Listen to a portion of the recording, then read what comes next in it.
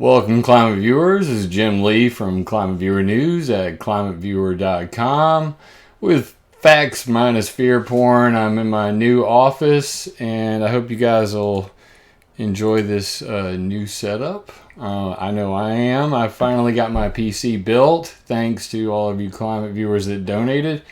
I'd love to show that off, and for the first time, I'm going to attempt to do call-ins. I want to do this every Sunday. This has been a dream of mine for quite some time, to just do a call-in show where anybody can ask anything and just answer the questions. You know, really simple idea.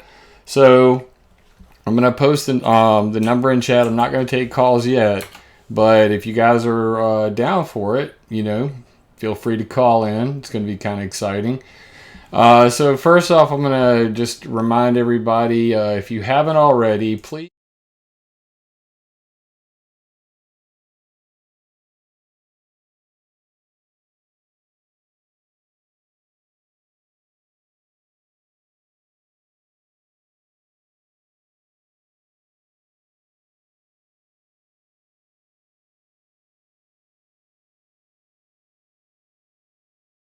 it on PayPal to my most recent fund.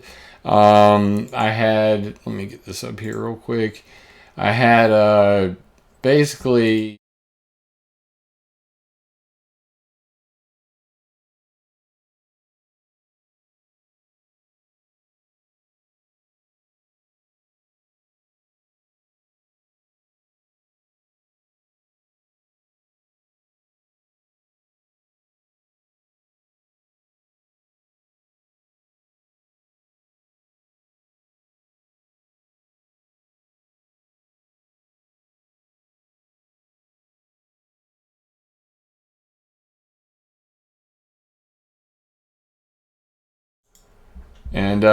just realized that I haven't set up a mic on my desktop share, so give me 1 second while I do that. Sheesh. I just reinstalled everything for the first time, so bear with me 1 second while I add my audio to the other scene real quick. Please stand by.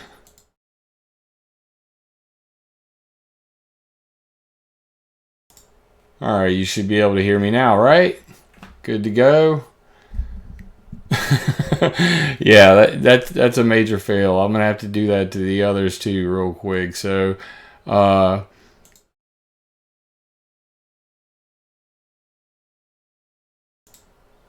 as I was saying, please continue to support me on Patreon.com/ClimateViewer.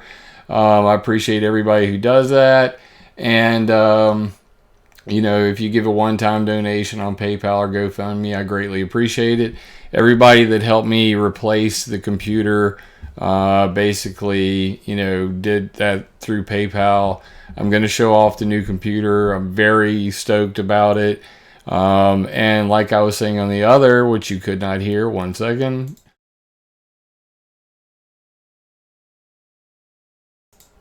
Please like and subscribe to my channel. Hit the little bell next to it so you get the updates. I just reinstalled my Open Broadcaster Studio and didn't even realize that I needed to put my Yeti mic on those other two screens. So I apologize for the silence while I had the screen up there, but should be good now, right? All right, man, the learning curve. All right, so everything seems to be set back up now. And all right, good to go, right? Woohoo! Man, I've been reinstalling stuff. I got the computer built on Monday, and literally, you know, I got my video card back from EVGA on Thursday. And luck would have it, I had a GeForce GTX 1070 Ti, and I opened the box that came back from EVGA, and they upgraded me to a GTX 1080, which I was stoked about. So that was pretty awesome. So let me show you guys that thing real quick.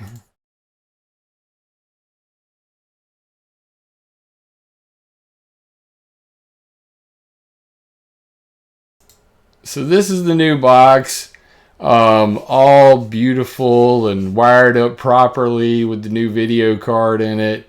I could not be more stoked about this Bad Mama Jamma. I got a Asus Republic of Gamers Z390E motherboard, a Core i9 9900K. It's an 8-core processor, and for the first time ever, I installed liquid cooling on it. So if you see the little pipes that are running up to those two fans in the ceiling there, those are water pipes, which is freaking fantabulous. It's got an 850 watt power supply in it, and I got this new M2 motherboard, which I'd never even heard of. It's an M2 slot. So I have a 1 terabyte SSD hard drive in there.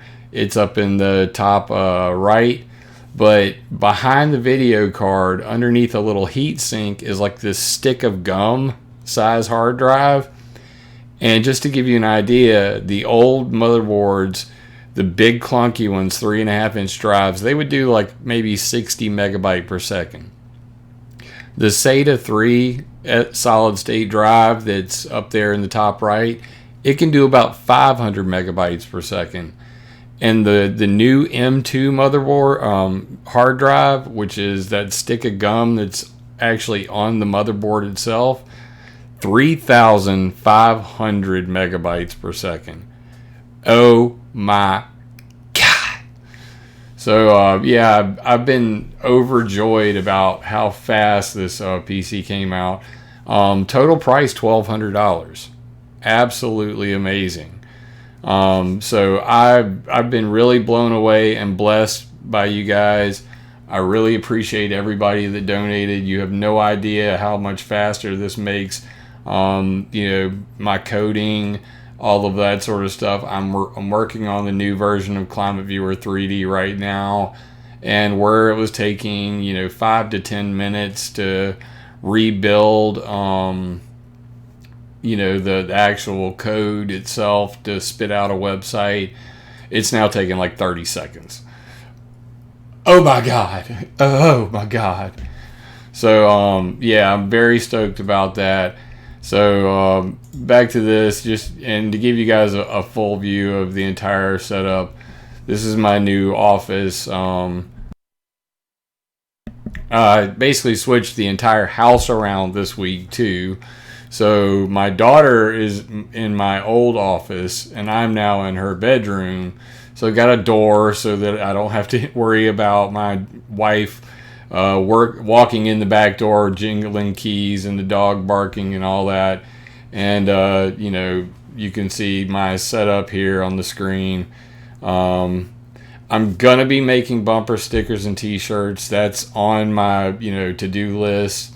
You guys can see on there, basically I've got the one monitor on the right. That's where I do all my screen sharing, because it's a 1080p monitor and it's the right size for what you guys are currently looking at. And the big monitor was my Christmas present from my wife. It's a 34-inch ultra wide screen, 100 hertz Asus Republic of Gamers G-Sync monitor, and it's a dream. I'm in love with it. I play Battlefield 5 on it, and I have full peripheral vision. And I've got the gaming keyboard and mouse, and so this is my entire setup now, and the sexiest box in the world. This is the box is phenomenal. It's a Cooler Master master case. I could bring it up real quick for you just so you guys can see it real quick. But if you're gonna buy a new box, I highly suggest this box. I've never seen one this cool in my life. For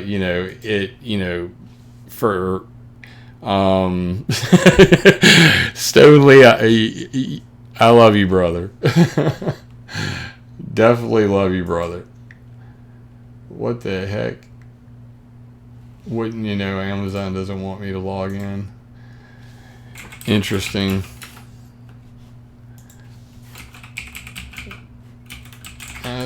Master case.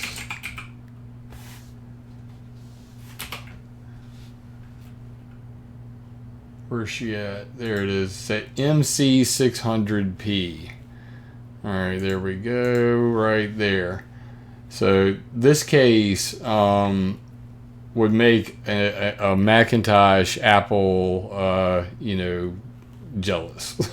That's all I can say about that. It's modular tempered glass. All the front and the top right here are magnets, so you can literally just pull it off. So if you're gonna buy one of these, if you're looking to buy a new case, I highly suggest this one. I'll drop it in chat for you guys. Watch a video on YouTube. That's what I did, and the guy was going through it, and I was just like, this is the dopest damn thing I've ever seen. And there you can see it all pulled apart. But yeah, wow. I'm blown away. I really appreciate everybody who donated. It has meant the world to me. And yeah, my 2-year-old didn't put up too much of a fight. So we did a little bit of decorating, as you can clearly see. There's no decorations on the other walls yet, but in the bottom right there, you'll see there's a little bed. So I've got a single bed in here also for all those late nights when I'm up coding or doing a video and my wife's already in bed, and that way I can just hit the freaking bed right here and not wake anybody up. So that's a major win for the whole family, to say the least. But I'm pretty stoked about that. So like I was saying earlier, I do want to do this as a call-in show. So I'm going to go ahead and open the lines up now. If anybody does want to call in, if you've got a question or anything, let me turn my Skype on, make sure that thing's going to ring. And away we go. So anybody feel free to call in. But I've been looking forward to doing a show every Sunday. I'm going to try to schedule it around the same time, 3 p.m. Looks like we got the bugs worked out now. So I think I've got my mic set up properly on all the screens. So we're going to pause for a brief commercial, and then we'll take phone calls. Kids are impressionable. That's why here at this station, we watch the programs and commercials your child watches carefully. He may see bad guys, but not in the role of heroes. And he'll learn that crime doesn't pay. Because your child's welfare is our concern, too. That's part of our code. Better than anything you can get without a prescription. Anything. It's the best.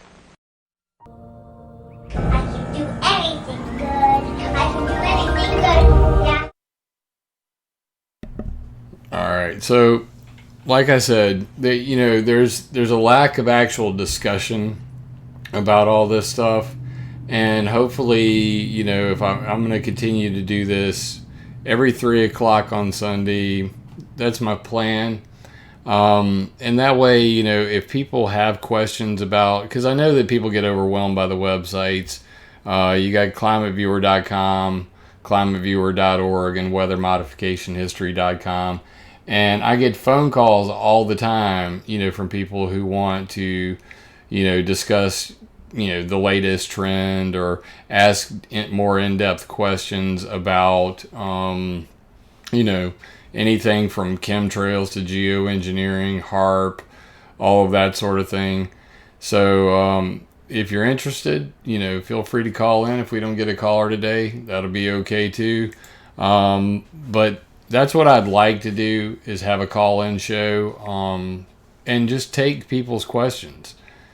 Yeah, I'm on the East Coast. I'm in Sumter, South Carolina. So, the great thing about Sundays for me is what's the topic? Ask me anything. Call in, Stone. I'm on the East Coast, and my kids are usually out of the house on Sunday. They go to my dad's house, so looks like we have a caller. Caller, you're live on Climate Viewer News. What's up? Who's this? What's up, Rob D in the house? If you guys don't know Robert Deutsch, follow him on Facebook, and I believe he's looking for some funds right now too. So please support him. Hey, before we even talk, why don't you mention your GoFundMe?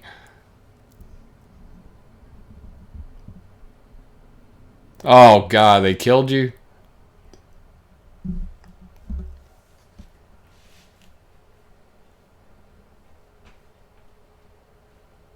Oh man, that's sad, dude. I'm sorry to hear that.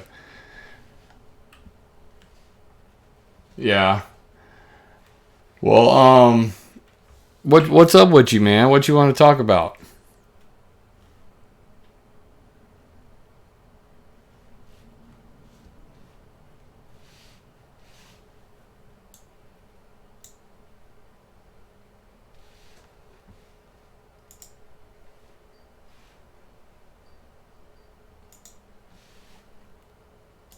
Yeah.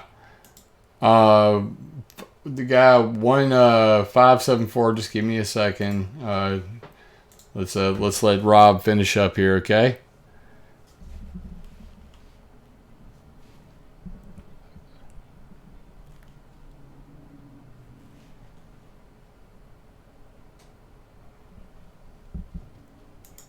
Give me. Hold on one second. I'm hearing that they can't hear you in chat. So let's figure out what's going on with that. That's horrible. So let's. Yeah, ain't that the truth? So let's go here, and let's change you to here.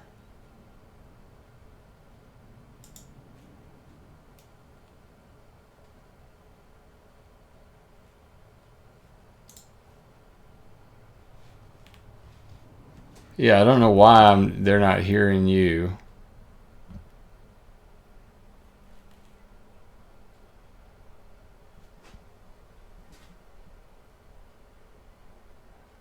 I hope that Skype didn't just like hijack the audio device. So let's see what's going on. Let's see what's going on with that.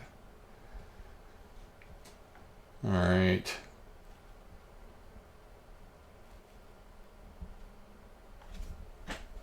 Here, we're going to do this.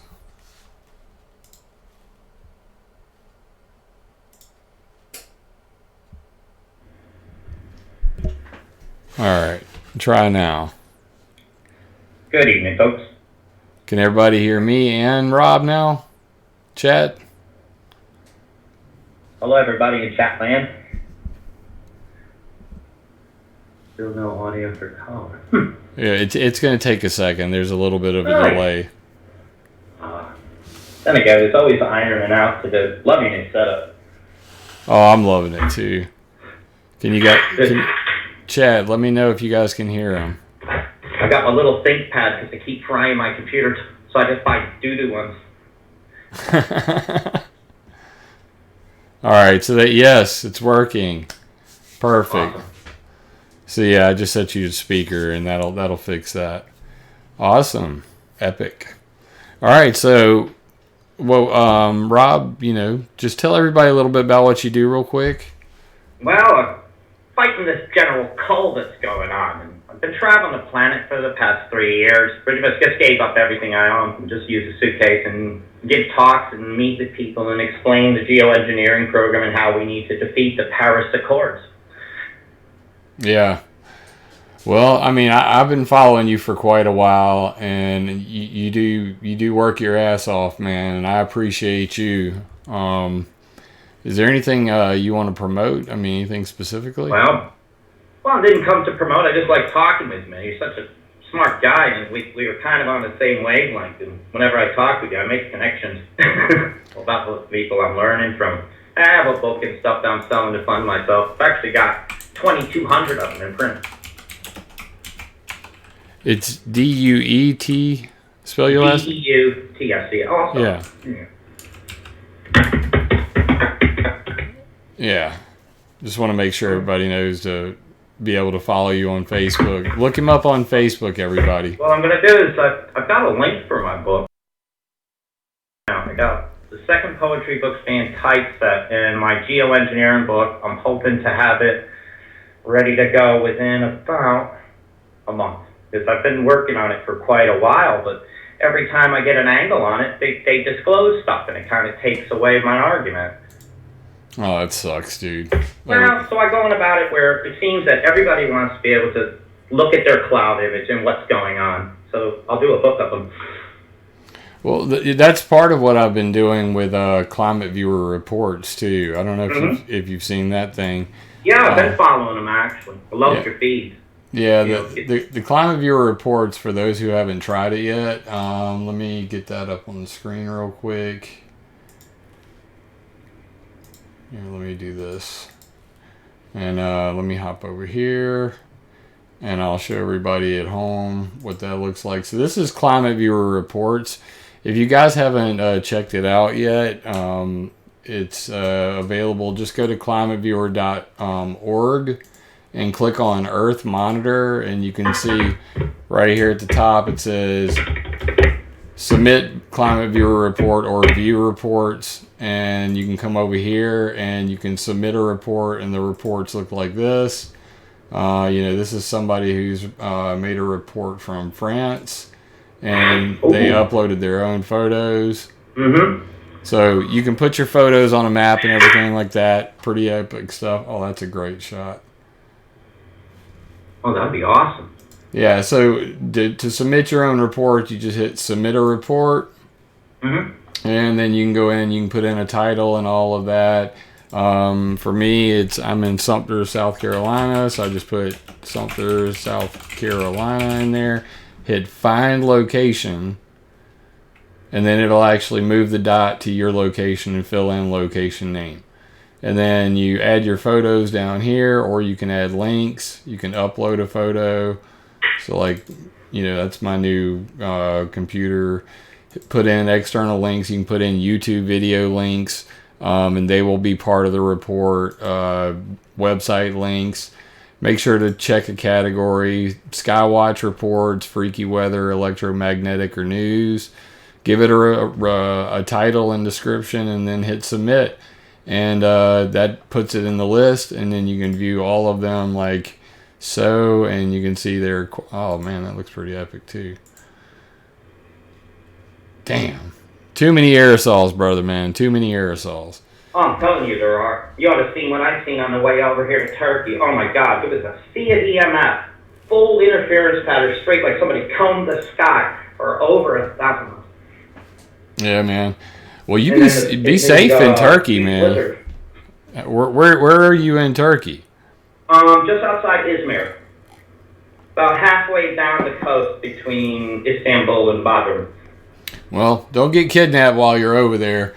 Oh, a lovely village. And, well, I don't mess about. I'm really here trying to keep as low a profile as I can and do my books and networking with everybody. And trying to get the information I'm getting from other parts of the world into the hands of the activists here so that they empower them a bit, and trying to get them to work toward this defeating of the Paris Accords. I think we only need 3 more no votes, and this thing's gone. Awesome. And so it's a huge mission of mine. I have to travel the whole world because the United States already said no. So yeah, I need 3 other countries. Well, I think we'll get there. We have to. I refuse to believe he won't. Yeah. Well, Rob, I appreciate your call, man. I got a couple other people wanting to call in. I appreciate your time, and big love, people. Crack on. Love you, Jim. Peace out. Love you too, brother. All right, the call lines are open. So if anybody else wants to call in, everybody check out Rob Deutsch on Facebook. He's a good friend of mine. We've been talking a long time on the phone. First time we've talked in front of public. So already off to a good start. Glad we got that little hiccup figured out. for some reason, I had it set to my Yeti microphone speaker, and that captures all my desktop audio, but for some reason, Skype was just, it wasn't sharing well with the Open Broadcaster. We'll figure that out. Hey, what's up, man? 574, you're on the line. Hey, is this Jim? It is. Who am I speaking with? Hey, it's Bo from the YouTube channel Bo Knows Entertainment. Oh, man. Dude, we were supposed to hook up a long time ago for an interview. Yeah, that's why I figured I'd call in. I was just surfing through YouTube, listening to some internet radio, and I saw your new machine and stuff, and luckily I got in. I wanted to stake credits, and man, that is exciting news. Well, I appreciate it, dude. Yeah, I'm pretty stoked about the whole setup and finally getting all my feces consolidated. And Bo Knows Entertainment, great YouTube channel. If you guys haven't subscribed, do so. Have you got your channel up in the link? You got a link here. I'll drop your link in chat. Oh, all right, thanks. Yeah, well, I mean, as you know, I spent a lot of time on just covering the corruption and stuff, and the climate stuff though ties in. Are you aware of grants.gov? Did you ever see all the funding for the cloud seeding? Yeah, I follow that stuff pretty intimately. And FBO.gov, federalbusinessopportunities.gov. And Dabu 7 covered one that was rather startling. Let's see if I can find that. Yeah, it was strangesounds.org. NASA satellite images reveal shocking proof of climate engineering around the world. And the lines can be seen, clearly from the satellite images there on the site. And apparently a lot of this is going on off of Africa's west coast. Yeah, I just, it's interesting that you mentioned that because somebody just sent me a photo. Let me see if I can bring this up real quick. Here, let's just save this to my desktop real quick, and I'll open it up and let everybody see that real quick. And, all right, let me hop over there. That's the wrong screen. And desktop. Oh. But early on, I, got into what commonly is referred to as the movement. And the chemtrail stuff and the cloud seeding, I kind of just... I didn't really believe it at that stage, because I wasn't knowledgeable enough about how such things work, because it is a rather complicated mess. It sure is.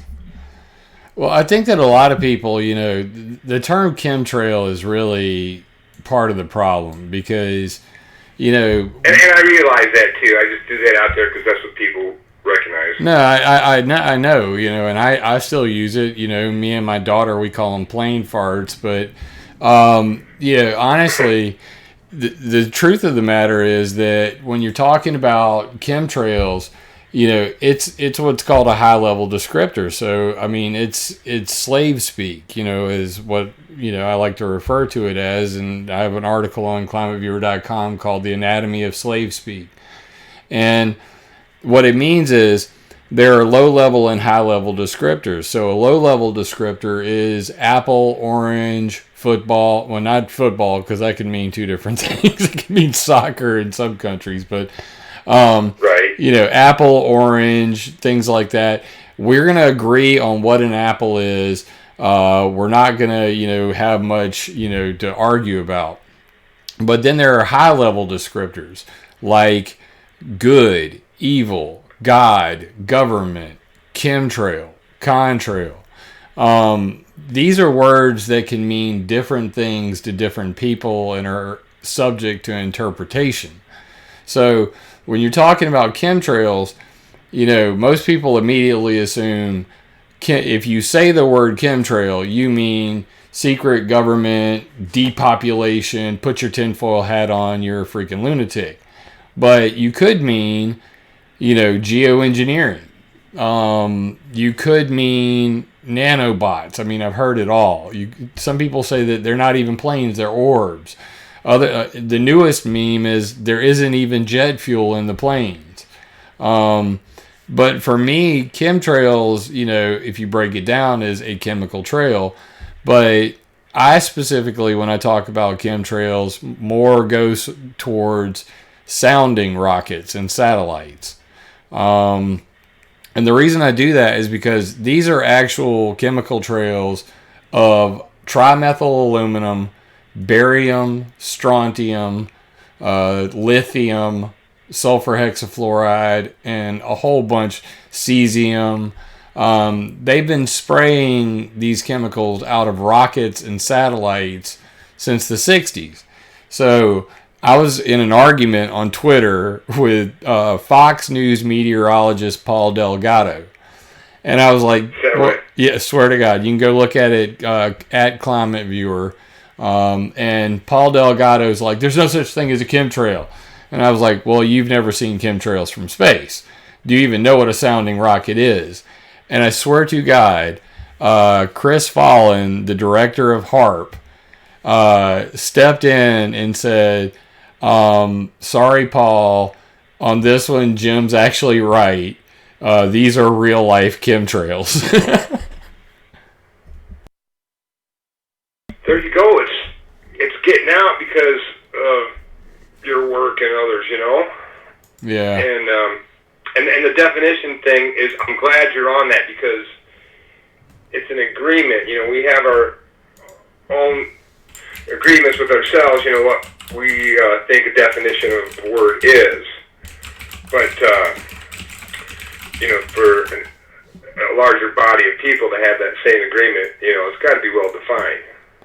Yeah, exactly. So, whenever you're talking to a scientist, it's kind of hard to, get them to agree that, what you're talking about is even real. If you're going to use the word chemtrails, because they have they have a bias already against it. So they're going to say, chemtrails, not a thing. You're freaking Looney Tunes. But I'm going to drop this link in chat, and then I'm going to show the actual tweet because, of course, there are those who will say this never happened. I might need to actually copy the link.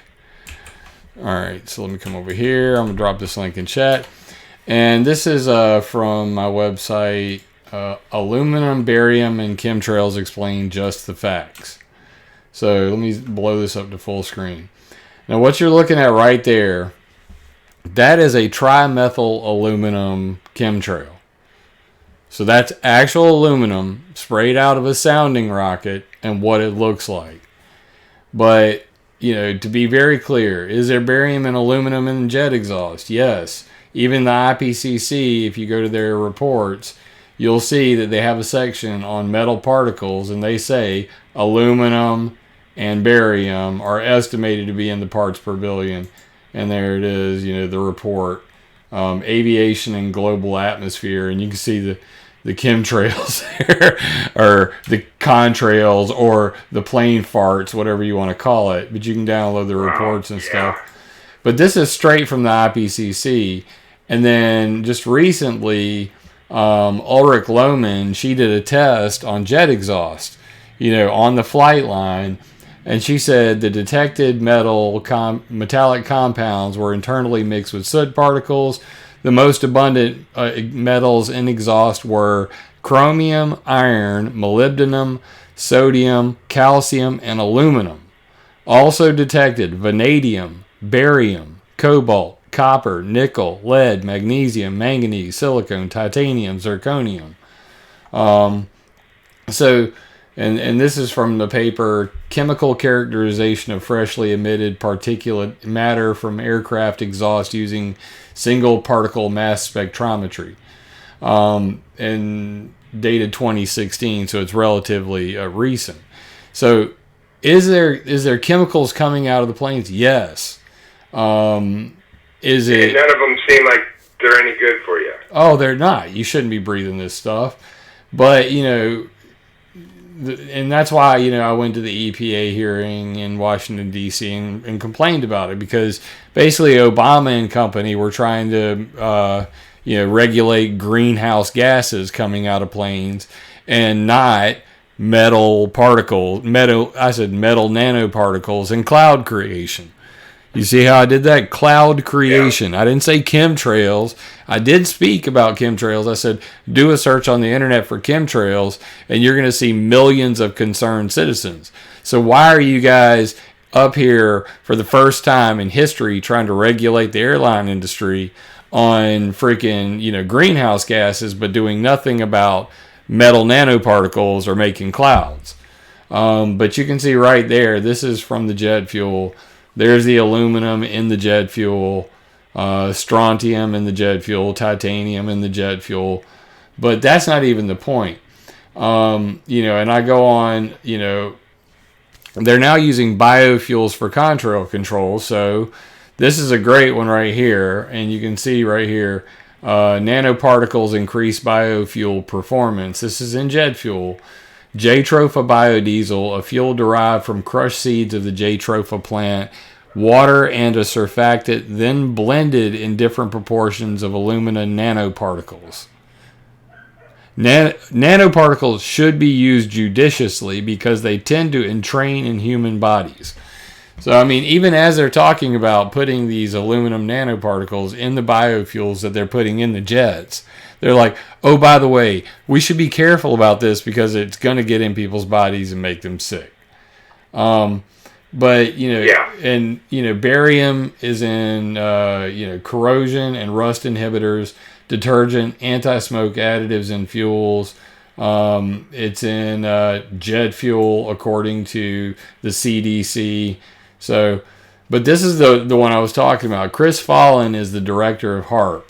And he said... And there's some kind of date I saw up there in that report that was 1975, just to point out that Kissinger's Memorandum 200 was 1974. Yeah, Henry Kissinger has been behind a lot of nefarious things. Henry Kissinger and the CIA did Operation Popeye over Vietnam. Henry Kissinger and the CIA did the CIA, cloud seeding over Cuba to destroy their crops. Henry Kissinger, bad man, needless to say. But, this is the last one I'm going to put about it. But Chris Fallon, the director of HARP, said, with apologies to @PaulFox13, that was Paul Delgado, the Fox News meteorologist, who is doing his best under the circumstances, here are some pictures of trimethyl aluminum trails from sounding rockets launched at Poker Flat Rocket Range north of UAF Fairbanks. In other words, legitimate chemtrail science. And there you go. So if the director, and by the way, I've got an interview set up with Chris Fallon coming soon. We've been talking. Right. We've talked on the phone a couple times, but this is where I'm trying to point people, because yes, there's aluminum, barium, and all these metals in planes, but I don't think it compares in size and scope to rockets, either rocket launches or sounding rockets. Because when they're literally intentionally spraying aluminum, barium, strontium, lithium, all these chemicals, that's when they're in my opinion, that's what people should be more concerned about. So I've put together an entire series. This is every time the space shuttle is launched, the solid rocket boosters release 240 tons of hydrochloric gas, 26 tons of chlorine gas, 7 tons of nitrogen dioxide gas, and 304 tons of aluminum oxide. Wow. That's just one solid rocket booster. There's two of them. So just think about that for a moment, and then you'll go, all right, so I'm concerned about chemtrails, and I'm concerned about metals coming out of planes. I'm less concerned about the metals coming out of planes than the clouds they can create, because I don't like planes, shitting on my sky and making the sun go away. They're weather modification. They're geoengineering the planet, and they're doing weather modification. So, well, they showed you how that worked out in The Matrix, didn't they? yeah, tell me about it, right? Even better, Snowpiercer. Have you seen that one? Yeah. Oh, man. Yeah. So, for those who haven't seen Snowpiercer, they started geoengineering, and then there was a world war or something like that, or a volcanic eruption, or something went horribly wrong, and then the entire world went into an ice age. And the only people left on the planet are on some nuclear-powered train, and they're literally eating the people from the back cars to feed the rich people in the front cars. It's just, perfect. Yeah, and as he travels through the different cars, it's kind of different levels of society and such. Yeah, it's a really messed up movie, but, at the beginning, they start out with pictures of chemtrails, contrail-induced cirrus, persistent contrails, aviation-induced cloudiness. These are all high-level descriptors. I mean, if you go to Google Scholar, I can give you 12 different terms for the same thing. So even the scientists, they use different terminology all the time. And that's really the biggest problem, is that, everybody's got their own, jargon for it. And at the end of the day, and even Paul Delgado, I nailed him to the floor on this. I said, nobody cares about contrails. Nobody cares about chemtrails. If they just realize that both make cirrus clouds. So at the end of the day, calling it a persistent contrail is a joke. Calling it, anything but a cirrus cloud is a joke, because that's what they're making. They're making cirrus clouds. So that's why I have the hashtag cirrus clouds matter. That's why I'm trying to separate for people, the different technologies that are used. And unfortunately, for all the people who've shown pictures of pipes and pumps, I've never met a pipe or pump that I couldn't find the original webpage for and realize that somebody was bullshitting someone. So that's sad but true. Yeah, it's controlled chaos. I mean, they like that chaos of not having terms defined, and people out there are like in Babel. They can't communicate because they're all speaking different languages. That's a fact. I think that works good for them. I'm almost certain of that, because just people are kind of ridiculous. This is one of the best examples of people bullshitting people with these pipes and pumps thing. Did you see the one with President Donald Trump tours a chemtrail plane? No. Well, I got it right there up on the screen. So. Oh. Give me one second. Yeah, it's a little delay, and I got you muted, but I'm seeing you. And it might not be up yet. But you're my go-to guy on this stuff. I mean, because I don't have time to research all that and everything else that I do. So, I mean, I think I speak for a lot of people that, we appreciate what you're doing. I appreciate it, Bo. So let me. Anything else you want to promote? Anything before I take the next caller? I'm just going to explain this thing about the Donald Trump tours a chemtrail plane, just to give people an example of, some of the just fuckery that goes on. I mean, I don't know how else to put it. Yeah, that's a good term. Well, I mean, nothing else really going on except for my old co-host Rocco and I have been trying to get together and do some shows here. Building up a little steam again, and But that's about it. I wanted to, say hi and just let you know I'm thinking about you. I do keep up with your stuff, and just because you haven't heard from me doesn't mean I don't appreciate you. Well, I appreciate you too, and ditto, man. We're all so busy. I mean, anybody that's running a YouTube channel or a website, I mean, it's constant work. I don't think people could possibly appreciate the amount of work that goes into trying to keep up with, the news and putting out new content, editing videos, and all that sort of stuff. That's why I've just switched to doing live, so I free up my time editing videos and just let it go. Anyway, I've got another caller, Bo. I appreciate you, brother, man. I'm going to take that one, okay? Excellent, Jim. You take care. You too. Good. 407, I got you on the line. Can you mute your YouTube? Hello? Hey, you're live on the air. Hey, Jim? Who are we talking to?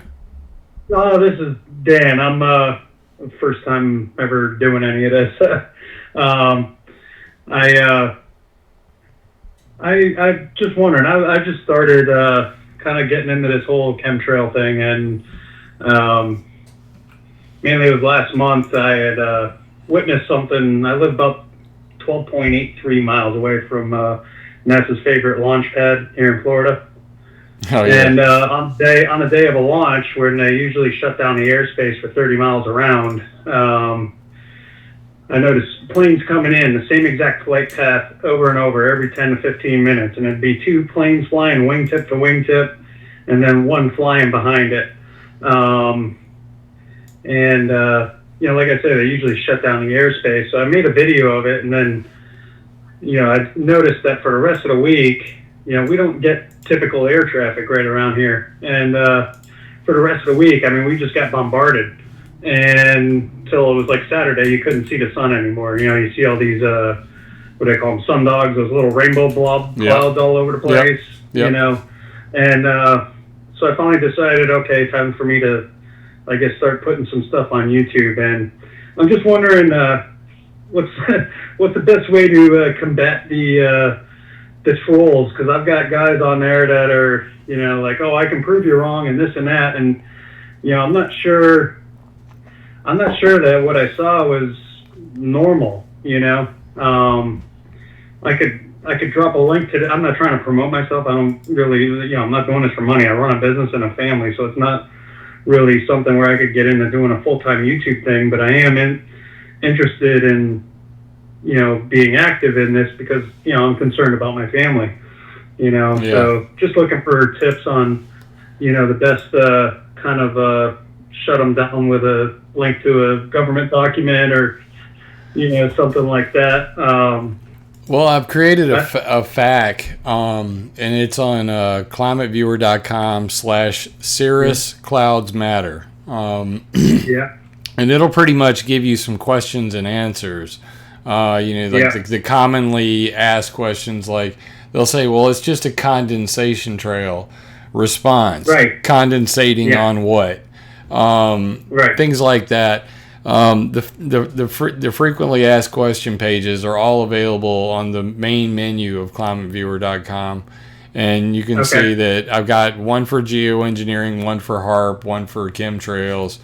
And, if you'll go through those, they'll pretty much give you the general, a general knowledge base that'll make it easier for you to shut people down. And then if you really want to get into the facts, you can go to weathermodificationhistory.com. Just point that at most trolls run when I've gotten so many messages from people saying, hey, I just dropped a Weather Mod History link and, bam, they just shut up and run away. But Actually, go ahead. I actually did that. I believe I did that, trying to respond to it a little bit, and then I get kind of like a couple of guys start to gang up and, basically putting the comments, nut job and, stuff like that. I'm not worried about it. I don't take, I don't know if these guys are paid or if they just have this belief that nothing, the government would never let anybody hurt us or anything like that. I was just wondering, like, what would be, because I know other people will go in the comments and look at them, and I think that could sway people either way. My main thing is I'm more curious, or I'm interested in opening people's eyes to just look a little bit beyond what you see on the news. Ain't that the truth, dude? Well, if you want, you can send me an email. Put in the comments. Oh, I'm sorry. Go ahead. Send me an email with that. Yeah. What's your? I just put a link in the comments. It's under Sleeping Masses. But give me your email address and I'll send it to you. It's jim@climateviewer.com. Real easy. Okay. All right. Yeah, I'd love any input you got on that, or feedback and what I'm seeing, and maybe the thing for me was that, like I say, you see all the trails, and I'm a pool builder, so I'm outside all the time paying attention to the sky, and I know that everything has escalated in the last 15 years or so. I wake up in the morning, I go outside and I look up.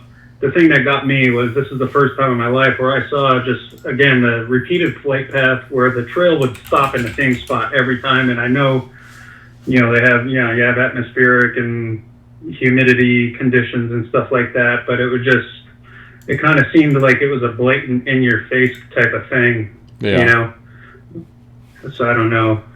Jim at ClimateViewer. I'll send a link to you there. I did put it in the comments too, but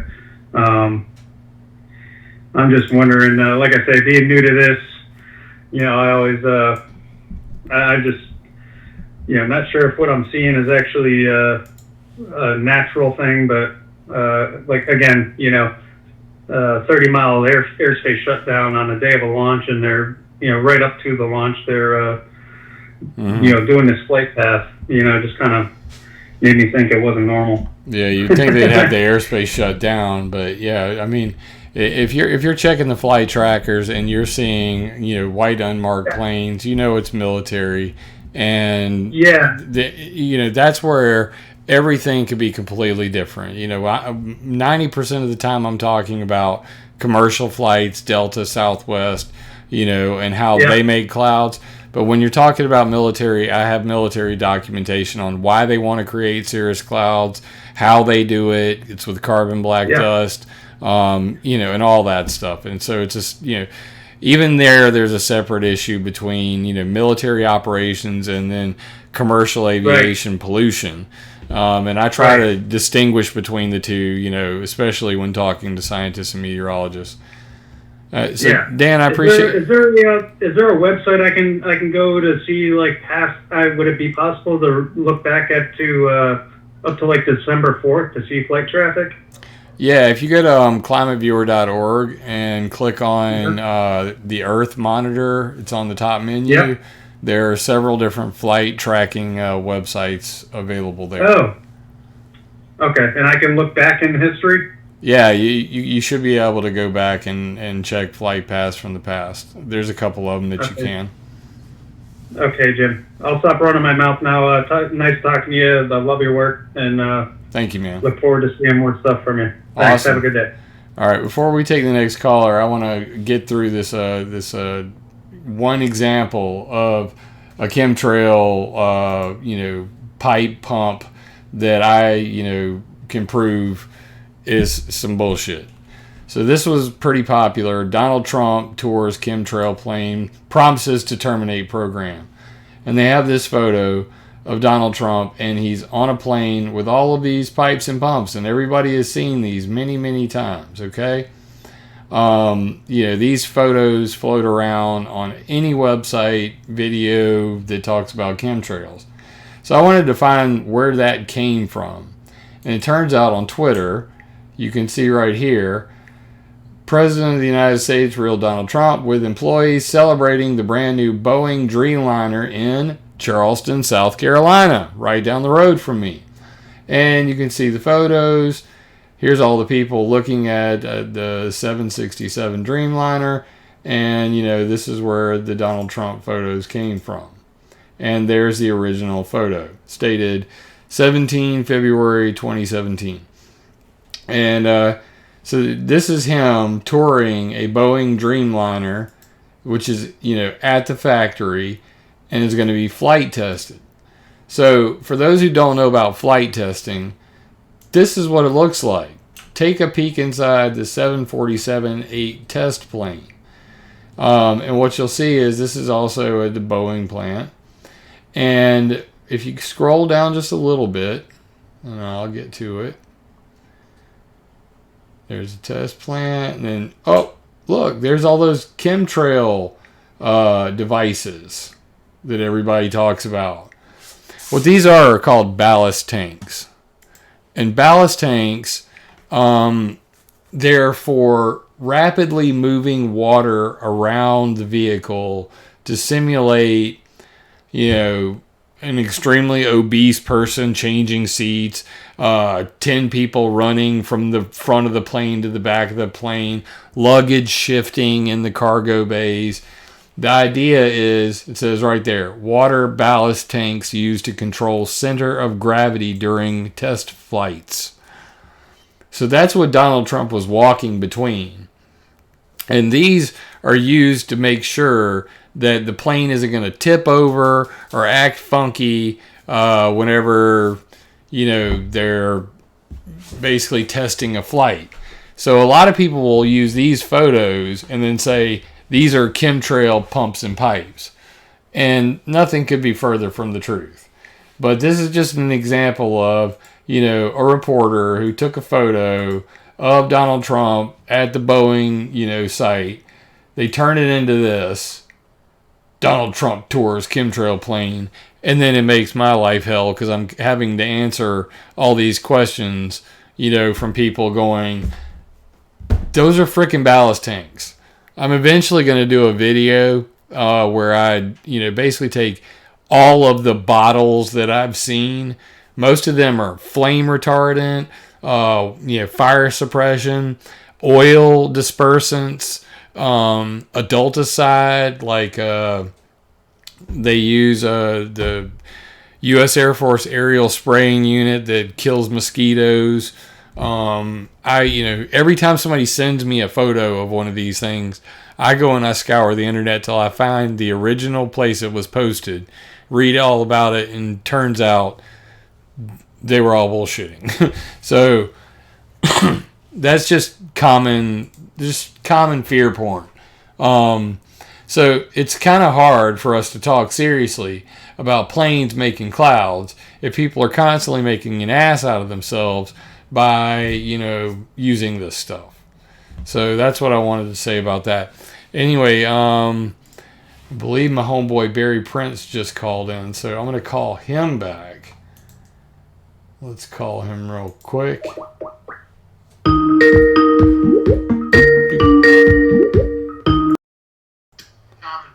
What's up, Barry? Mute your YouTube and welcome to the program, homeboy. Hang on, Jim. I got you going twice here. I got to eliminate you in the background here. Yeah. Buddy. Hold on for a second. How you doing, Jim? Doing good, man. This is Barry Prince, the Mushroom Man from Canada. Well, we haven't talked for a while, Jim, and I tuned in and listened to what you're saying today, and keep up the good work. I got to be quite honest. I am fighting lots of other battles in my life, so I don't get a lot of attention paid on this particular subject, but I do go to your site quite a bit, have a look at what you're doing, and kudos, man. Keep up the good work. I appreciate it, man. For those who don't know, Barry Prince and I go way back. Mr. Stonely in chat there set up Brain Food quite a while ago, and it's our little years ago, and it's our little Skype hangout where I would come in and I'd go, all right guys, here's my latest video, tell me what I did wrong. And they go, oh, well, you could work on this, and run me through the ringer. And there's a guy named Ken. He's a pervert. Hangs out. I love Ken. Things have changed a little bit since then days. The first time I met you, Jim, I was going, who is this nutcase? Yeah. But then I started following your work and started to realize a lot of things you're pointing out were very accurate and true. So I hear a lot of chatter lately on the internet about Yellowstone. Are you following anything there that we need to know about, Jim, or is it just more crap coming out of people that want to believe this thing's going to go off? They got all kinds of guys out there going, "This thing's going to blow up." I'm going, "Yeah, it's going to blow up, but when?" Yeah, Someday. I mean, okay, Someday. so you know there was necessarily tomorrow. last year there was a major earthquake swarm around Yellowstone, and yeah, I mean, this is like predicting the end of the planet. You know what I mean? Like nobody knows when it's going to go off. The thing that scares the hell out of me is there's literally a proposal out there right now to frack Yellowstone. And the idea is that they're going to drill into the side of it and pump cold water into it, and that somehow will cool it down, or drill holes to release gases so that'll release pressure. I'm generally of the idea, don't fuck with it. Just leave it alone. You know what I mean? It sounds a little bit insane. You want to poke a hole in the demon and say, "Hey, you're not going to do anything. We're just going to poke a hole in here and see what's going on in there." Yeah. Come on, guys. I mean, but that could everything like one of the thoughts that comes across my mind a lot is maybe they're hyping this up enough that they can justify spending $3.5 billion on this proposed drilling into Yellowstone to release some of the pressure. And whether they do it or not would remain to be seen, because it'd be hush-hush. Could be just a big scam, or maybe they are serious and they're thinking about drilling into Yellowstone. Are you nuts? But they are nuts, Jim. So yeah, we know who we're dealing with. They are nuts. I can confirm. Certified. Yeah, they're certified bonkers. But yeah, let me see if I can find this real quick. I know I bookmarked it. Here it is. All right, let me put this up on the screen real quick, because people are going to get a giggle out of this.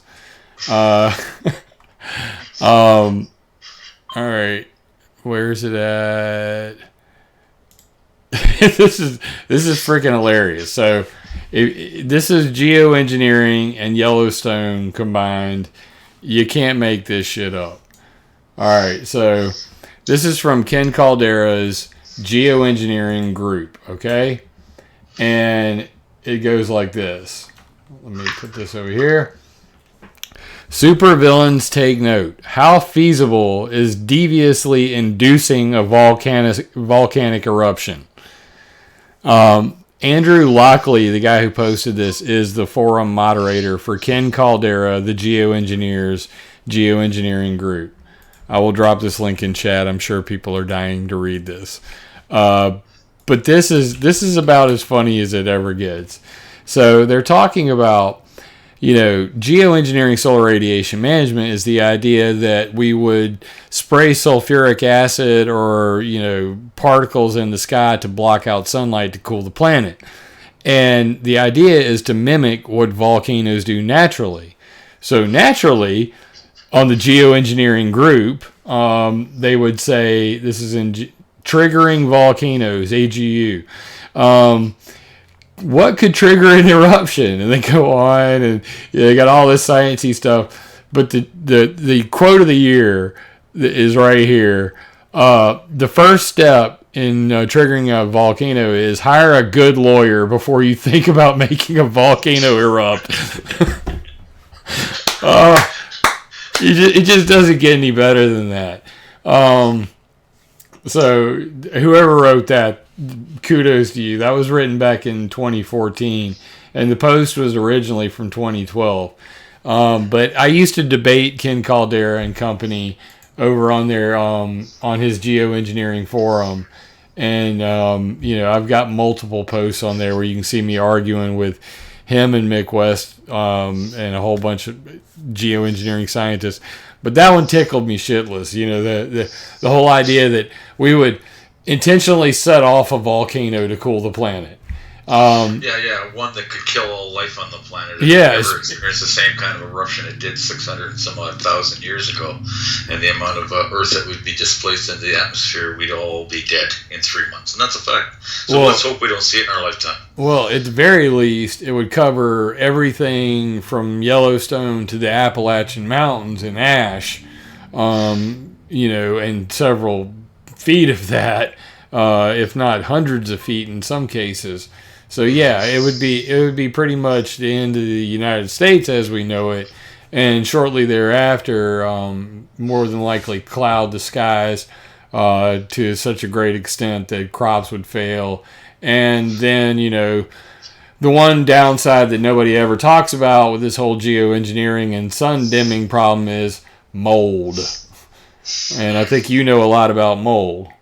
It's one thing that's probably the biggest health threat in our world right now, and people don't even know it or see it or smell it. Yeah, nobody ever talks about it. It's nobody ever talks about it. One of the things I did earlier in my life, I did take a course on black mold, and up to that point in my life, Jim, I had no idea the toxicity of black mold. But boy, after that course, man, now we realize that it's prevalent all through our world, man. It's everywhere.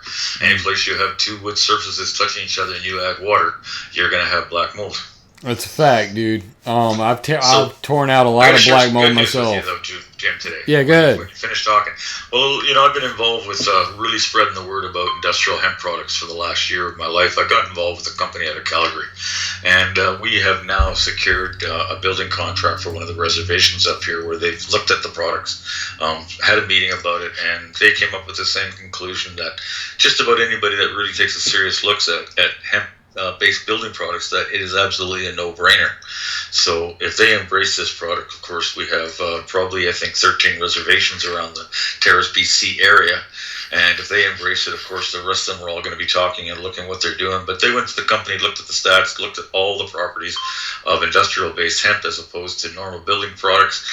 We can now construct for basically the same price as normal building products. And if you look at the qualities, it is really, you could have an IQ of 4 and figure out the difference, that it is absolutely no-brainer that we need to embrace these products, that the multiple effects on our society would be just absolutely mind-boggling. I could really, Jim, it's something I could get in talking to about an hour just on the properties of hemp, but I won't take up your time.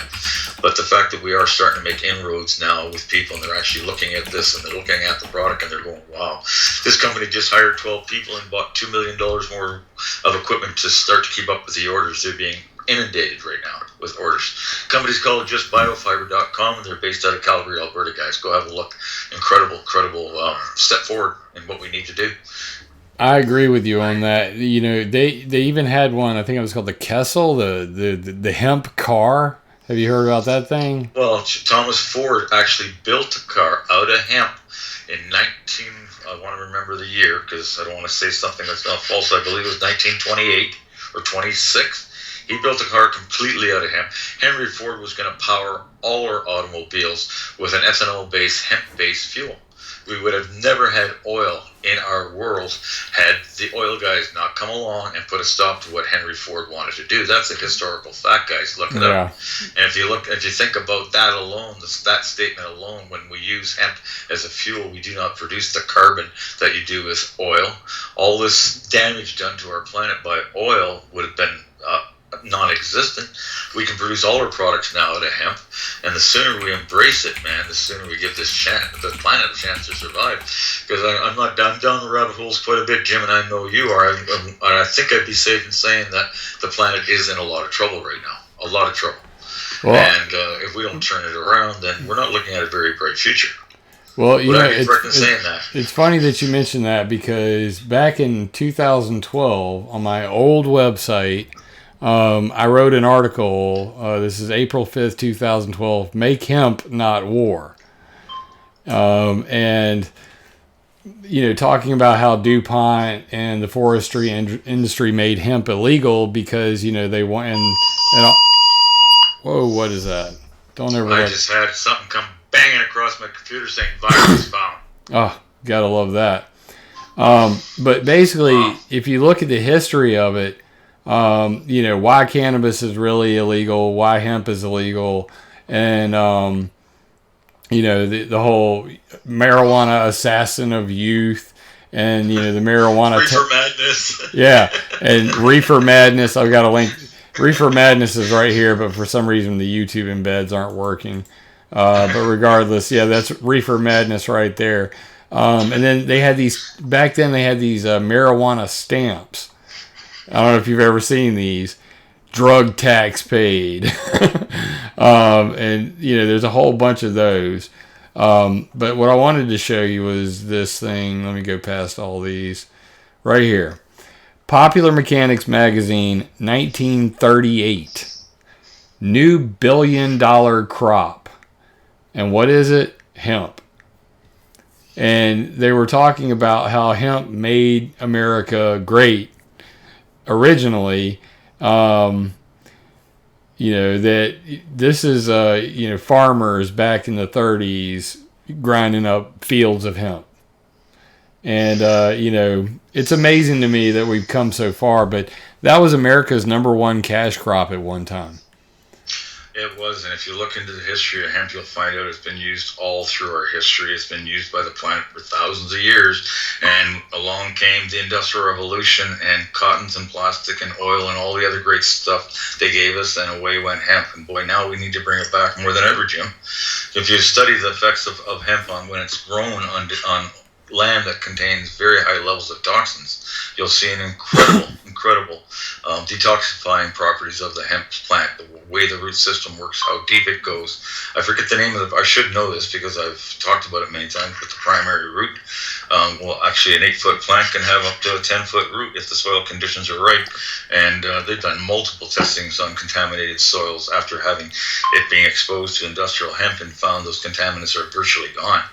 So we know that the planet's being sprayed. We're being sprayed like rats. I read one report. I'm not going to get off subject here, but up in Mount Shasta, they took samples of pristine stovehack, and I tried to get to the bottom of these reports to make sure that they're accurate and true. But some of the numbers I was reading for contaminants in the snow were just mind-boggling, Jim. Absolutely mind-boggling. So we are being sprayed like rats, unfortunately, and we do have a solution to detoxify the soil that's already damaged, and hopefully we can stop them from spraying us like rats in the future. Well, that's what they're doing. I'm working on it, man. You got to work on it too. And for those who haven't ever heard of chaga, just tell everybody real quickly about that, and then I'm going to take the next call. Okay, chaga mushroom grows on our birch trees.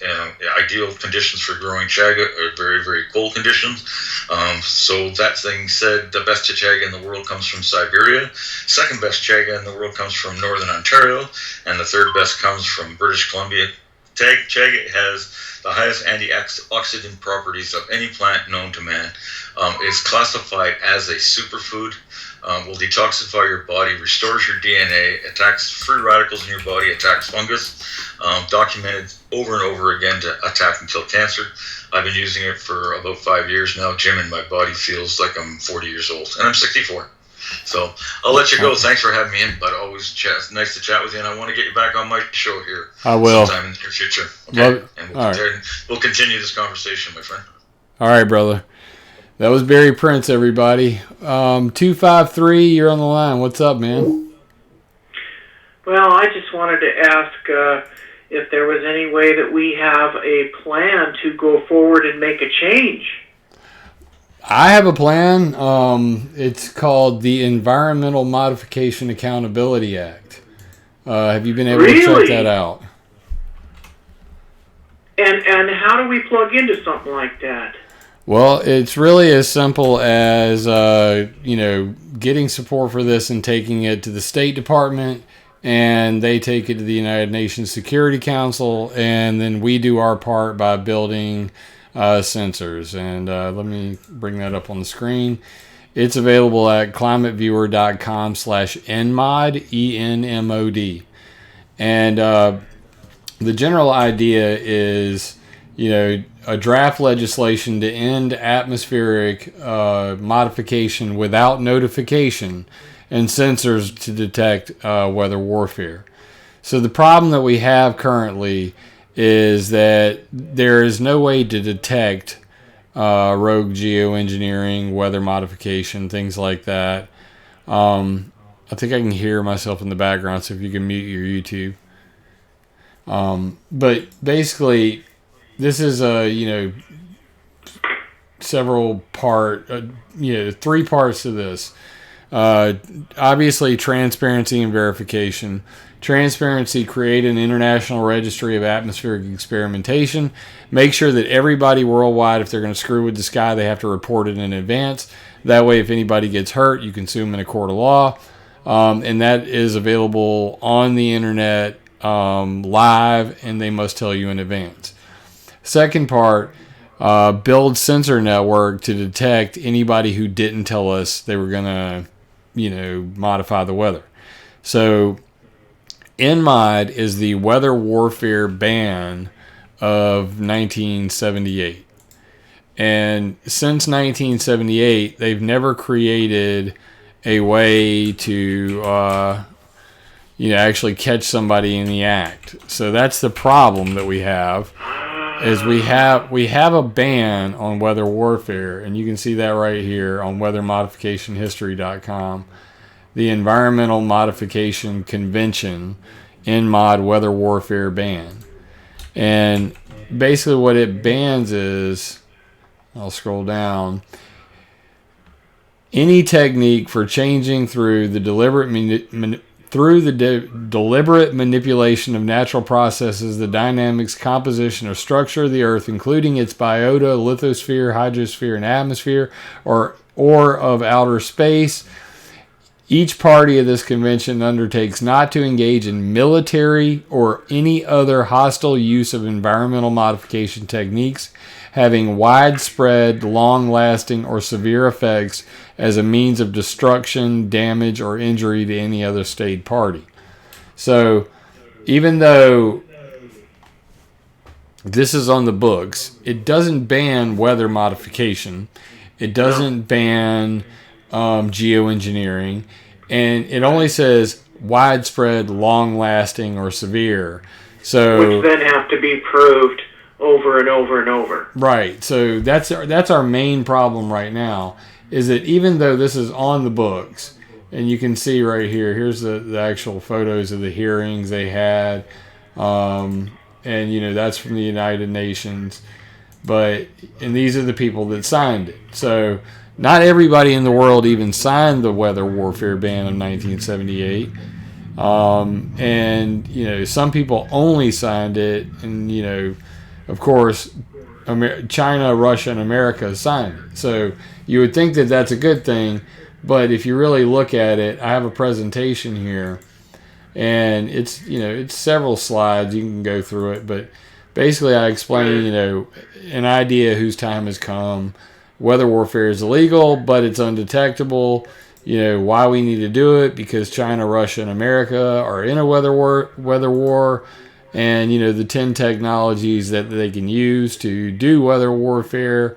And, I go through the whole thing. So if you go to climateviewer.com/nmod, you can download this PowerPoint presentation, see the explanation behind what my solution is. I've already gained a lot of support from around the world. You deserve a lot of support, sir. Thank you for your hard work. I appreciate that. What was your name again?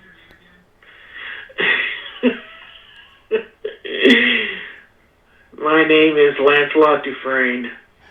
Lancelot Dufresne. I know a Dufresne. Of course you do.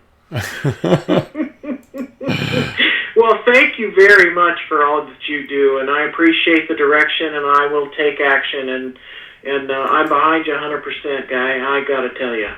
Yeah, and I appreciate that. So thank you for the call, and call back in sometime.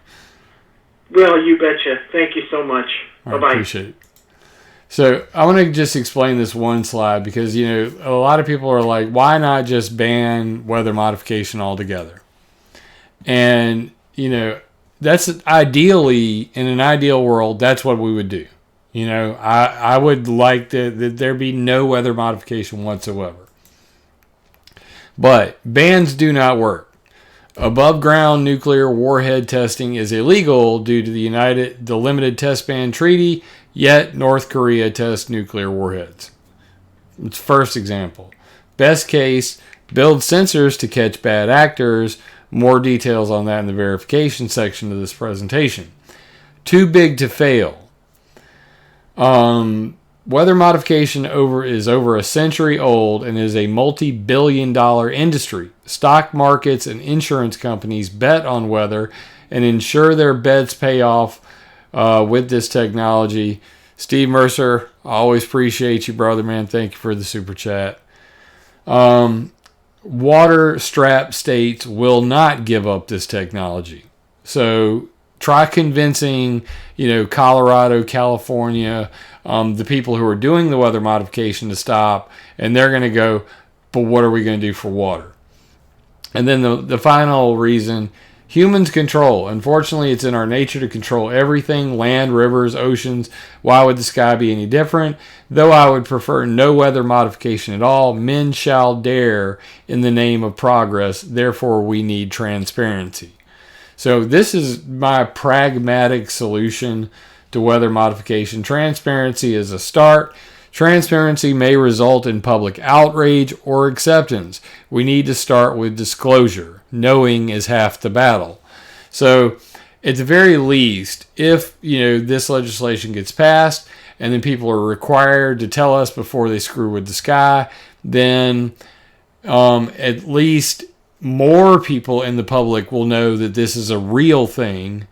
Not just a bunch of tinfoil hatters talking about people controlling the weather. No, now it's really in your face. But trust but verify. So we need to build a sensor network. That's why I built ClimateViewer. But ClimateViewer, the idea was to build a climate viewer in your backyard. So the idea being that you have a sensor in your backyard that's got a camera on top of it that views your sky. And it shows in real time, an all sky camera broadcasted live to the internet so other people can view your sky as well. It has all the regular bells and whistles of a weather station, so barometric pressure, temperature, wind direction, but that it can collect rainfall samples and tell what's in your rain and send that also to a live map so that we can see, oh my God, there's a lot of strontium and barium and cesium being dropped in this one location from this rainstorm. What the heck is going on? There currently is no rainfall detection sensor network. So the whole idea is, and also radio frequency, RF, EMF, extremely low frequencies, all of that. So a sensor in your backyard to detect any kind of modification to the sky. One owned by the government, one owned by the people. Because as anybody knows from history, there was the Fukushima Daiichi nuclear meltdown. And what did they do? They cut the EPA radiation network off. So we don't want the government to have that kind of control where they could just shut off the weather warfare detection system. So we built our own network as well. And then put it on a map. And that's basically what ClimateViewer 3D is today, is the start of that process. I've built the map. I need to build the actual sensors themselves. And I'm hoping to, try to make it as cheap as possible. The beauty of this stuff is that every year these types of sensors get cheaper and cheaper.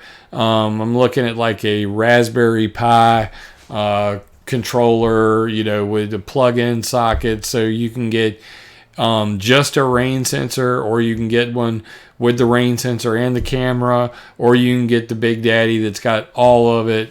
Try to make it affordable. Been working on this for quite some time. The idea is real simple. Require notice up front, because how can we tell if you're being hostile and you're breaking the NMOD treaty if we don't require you to even tell us that you're modifying the weather? Catch bad guys with sensors. No fear. That's you. So that's the Environmental Modification Accountability Act, and it's at climateviewer.com/NMOD. So I hope that you guys will check it out. It's an evolving project. I hope that, I've been dealing with health issues for the last year, and I'm finally to a point now where, things are starting to get better. And I hope to actually carry a legally written up version of this weather modification addendum, weather modification ban addendum, to the State Department and get them to take it to the UN and make it a reality. Because right now we have no protections whatsoever. There is no requirement for anybody to report on a global scale. In America, we have the Weather Modification Reporting Act of 1972. So that's on our side. But what we've learned from history, and history repeats itself, is that, Henry Kissinger, the CIA, and weather warfare. You guys check this one out. Drop the link in chat, and this will probably be probably start wrapping this video up. But basically, Operation Popeye, Cuba's sugar crops, and geoengineering, it's national security and conspiracy fact. So this is, does the CIA control the weather? And I've got all the links for you to check through on that, including Freedom of Information Act requests from the U.S. Navy and Air Force from 1994. They're still at it, and they're not going to stop anytime soon. So I hope that you guys will dig into that, because as you can see, there's a long history to this, and most people don't know it.